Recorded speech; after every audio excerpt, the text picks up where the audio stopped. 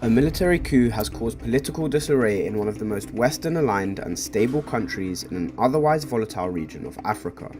Niger's president has been removed from power according to a group of soldiers. President Mohamed Bazoum had already been held in his palace for hours by members of the Presidential Guard when an announcement by a colonel was broadcast on national TV.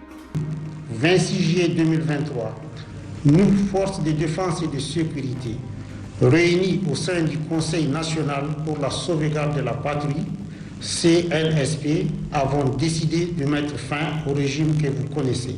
The military group declared they had put the country in lockdown, shutting its borders, imposing a nationwide curfew and suspending political party activity. But why is the West worried this coup could have such damaging regional impacts? Niger is a key player in Africa's Sahel region. As one of the few democracies left in the area, President Bazoum worked with the West on key issues, including tackling Islamic insurgency, illegal immigration across the Mediterranean, and addressing rising Russian influence. Bazoum's election in 2021 was the first democratic transition of power in the state that has witnessed 4 military coups since its independence from France in 1960. Beyond its borders, political upheaval has marred the Sahel region, particularly in recent years. 2 of Niger's neighbours have seen its governments toppled.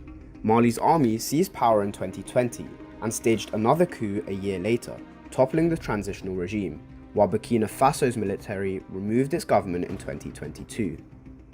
Chad also announced that its security forces had thwarted an attempted military takeover last December. Another major worry is the threat from Islamist militancy, which is rife and spreading in this part of Africa, and has been a growing cause of political instability and conflict. With these changes, Niger became isolated from its neighbours as a Western-aligned democracy. On the ground, its counterparts seem increasingly anti-Francophone and drawn to Russia, as reflected by the incremental presence of Russia's Wagner paramilitary. Similar sentiments could be seen as several hundreds in the capital gathered in support of the coup. Some Russian flags could be seen held aloft in the crowds. There were animated scenes as supporters of the coup d'etat ransacked and set the ruling party's headquarters alight. But elsewhere, other allegiances were evident, with crowds outside the National Assembly building showing support for the president and the democratic system. The coup received widespread international condemnation, including from the UN, African Union, and the EU. And while President Bazoum is reportedly safe and able to access his phone, the EU has demanded his immediate release. The UN has responded by suspending all humanitarian aid to the country. Humanitarian operations are currently on hold given the situation. There are currently 4.3 million people in need of humanitarian assistance in Niger. According to state media reports, General Abdurrahman Tishani, the leader of the Presidential Guard since 2011, has declared himself the new leader of Niger, just 2 days after the coup began.